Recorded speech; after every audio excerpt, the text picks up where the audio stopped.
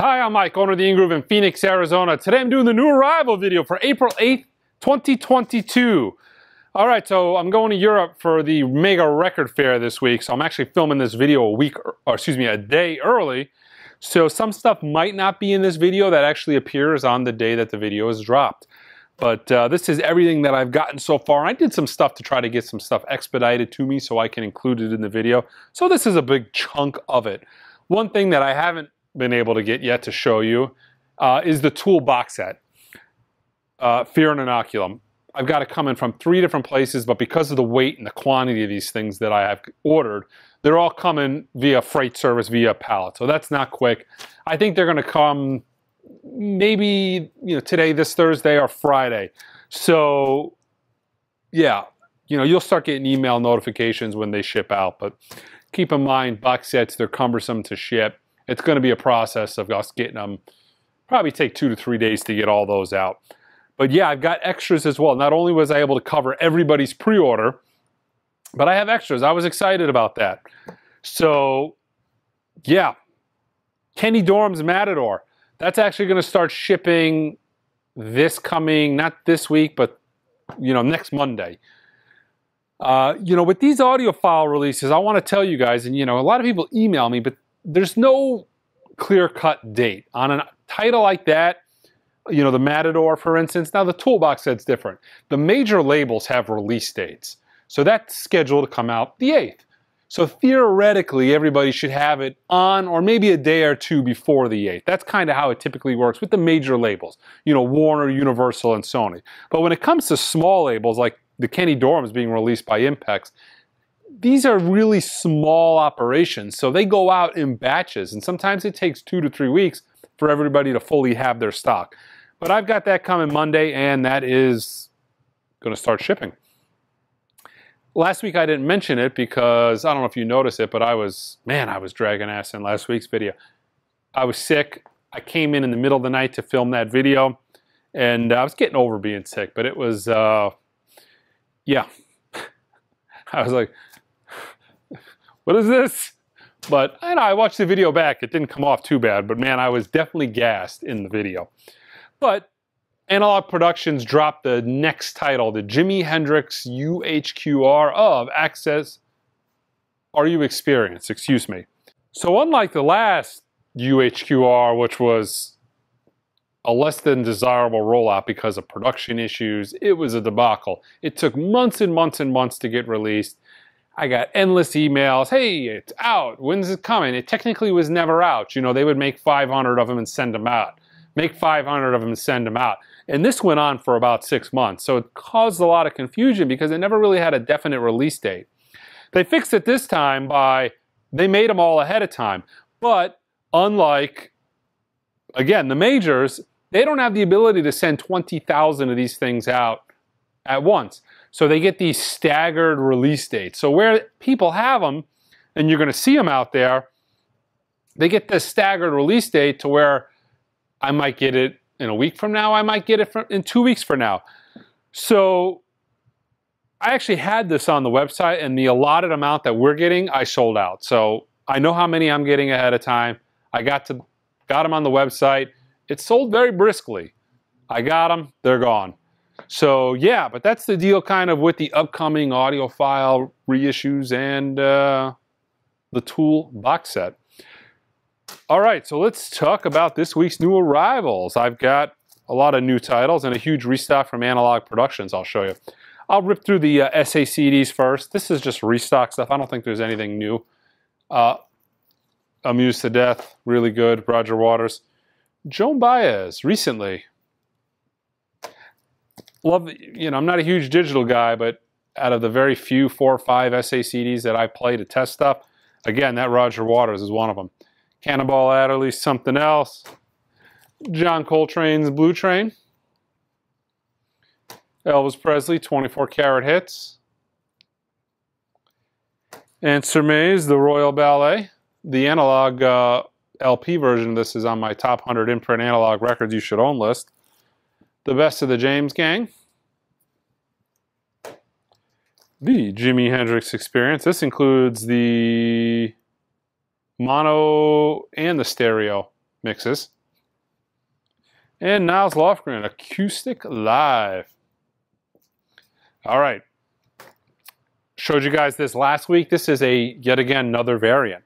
Red Hot Chili Peppers' newest album on colored vinyl. Now, somebody texted me on this, and like I said, I've been out of it last week. You know, pretty much wasn't in the store for a week. But somebody told me that this was mixed, mastered, and all done analog, cut by Bernie Grundman. I have to look into that. I'm not 100% sure. Quite possible. It was produced by Rick Rubin. Let's see, produced by Rick Rubin, recorded and mixed by Ryan Hewitt. I'm going to look into this. Very interesting if that is the case. Not really a Red Hot Chili Peppers fan, so it's not something I was looking into, but yeah. Pip Blom. New album here by Pip Blom. Welcome Break on classic black vinyl. Let's see, Roller by Goblin. Limited edition crystal vinyl. This is an import from, I feel like these are Italian imports. Rollo Tomasi.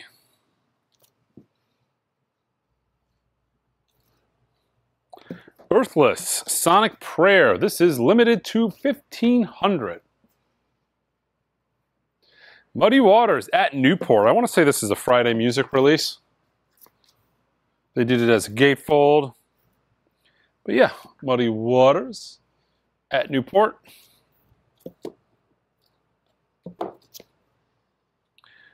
Dadawa, Peace and Love. This looks pretty good. Gotta give this a listen to. That looks quite good. The White Stripes reissue. This has the heavy tip-on jacket. And new this week, probably the big release this week, is the new Jack White album.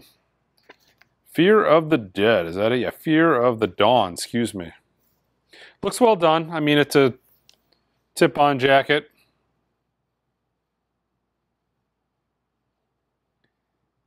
Yeah, it's...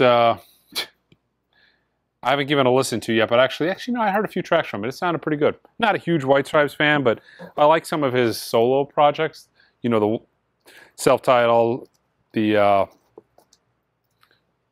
Lazaretto was pretty good. The Raconteur stuff is pretty good. My wife's big release for this week. She absolutely loves Orville Peck. Newest album, Bronco. I think we're actually going to be seeing him not too long. He's coming to town. Of Monsters and Men, My Head is an Animal, 10th Anniversary Edition. What do we got here? Christine Lepschner, The Opening or Closing of a Door. Deep, very deep. Leader of Down. Man, we got these new labels in the store. And they're not as readable as the last ones. The Screw Tape Letters.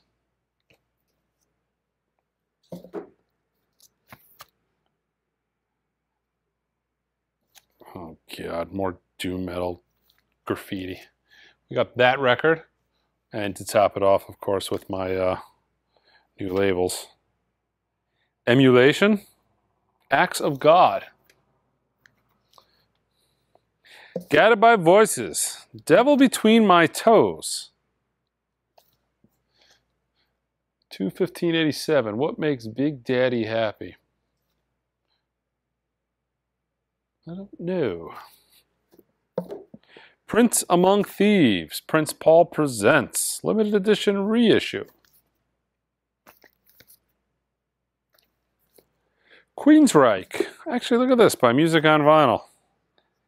I've not really, God, it looks like Music on Vinyl has finally gotten around to properly shrinking a record. They normally have their own, you know, plastic fold-over covers that get damaged.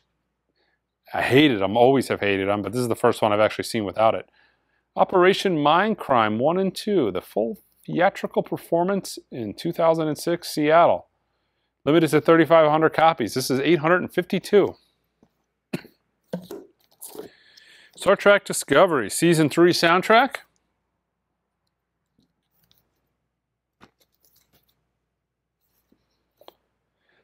New album by Joe Satriani. Let's see, it moves, it swings, and it rocks. Limited edition 2 LP orange vinyl. Saw him live doing the Hendrix Experience. It was absolutely fantastic. Grizfolk. This is their self-titled album. So we got the Grizfolk here. Grizfolk. Foster the People. Torches. Let's see, this is a double LP orange vinyl edition. Boy, they really pumped up kicks for, for quite a bit. This album does sell, and it sells really well. But yeah, they're getting traction off of it, I'll tell you. Big Paul Ferguson, Remote Viewing Reboot. Chloe and the Next 20th Century. Father John Misty. Oh yeah, this is his new album. Yeah, I forgot that this came out this week as well. Man, I feel like I'm a week behind at this point. I don't know why it's taken this long to get these back into print, but they're starting to rip out a lot of reissues of the new a lot of reissues of Bob Dylan's catalog. So they're just new pressings. But they look pretty solid overall. I like how they kind of have the old school hype stickers on them as well. Highway 61, featuring Like a Rolling Stone. You know, in case you didn't know that that was on this album. Or that that song even existed. Bring It All Back Home. Blonde on Blonde.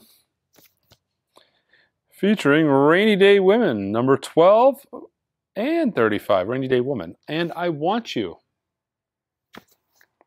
When I saw him live, he actually did one track off of this album. One of the few old tracks he did. This is Roy Hargrove. Let's see, In Harmony. Mastered at 33 1/3 by Bernie Grumman and pressed at RTI. I feel like this was an old school record store day title done by Resonance. Yeah, this is a Resonance release. Limited first pressing of 7,000.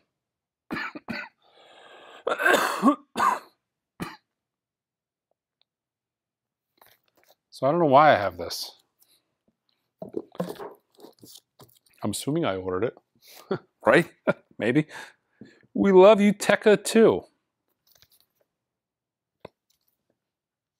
I feel like it was pretty good too, man, but I'll have to go back and give mine a listen to.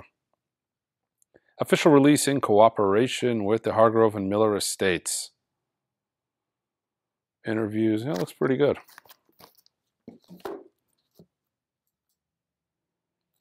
Calexico, El Mirador. A couple Japanese restocks. Elvis, self-titled. Believe this is all analog. Using the roughly translated hype. Barney Weiland, and let's see, this is self-titled Barney. I mean, I showed these Japanese titles. Presentation is fantastic on them. And Miles Davis, Milestones. You know, they give you, keep in mind too, and I want to tell people, a lot of people have emailed me on this because they didn't quite understand. Most Japanese records, brand new, are not sealed. This is how they came directly from the Japanese distributor. They come in a 12-inch DJ sleeve with the obi and a resealable sleeve. They're not shrunk wrapped. That's pretty standard over there. If you look at the Billy Joel, 52nd Street, same thing. Japanese sleeves, resealable, obi. All the hype stickers are directly on the Japanese resealable sleeve. All right, let me show you guys the Analog Productions Restock. What is this? The 45 RPM of Willie Nelson Stardust. Got the 33 RPM of The Sky is Crying, Stevie Ray Vaughan.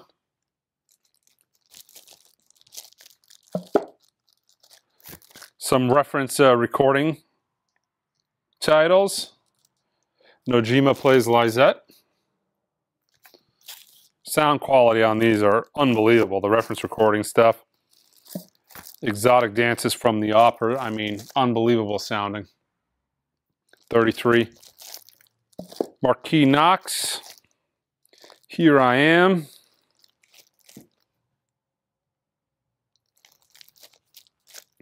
Rebecca Pigeon, the Raven, another audiophile staple. At least for the last 30-ish years, since the 90s. Mighty Sam McLean. Seems like we got a lot of blues restocks. Doug McLeod with special guest, Charlie Musselwhite.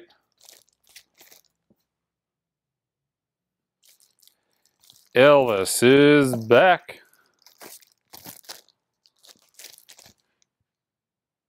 And I got very, very, very few of these, unfortunately, but I got a couple.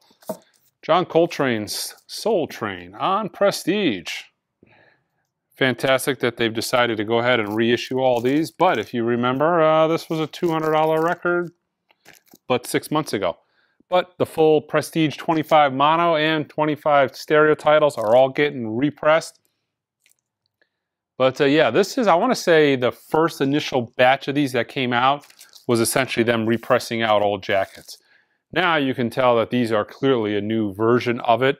The jacket feels slightly different, and also it shows 21 craft recordings under license. So that has changed. So sound, music's all the same, but it's kind of been updated packaging-wise. Miles Davis, 7 Steps to Heaven. This is the 33 RPM version. Another classic reference recording title, Arnold's Overtures. The original of this used to be 300 bucks. Probably still is.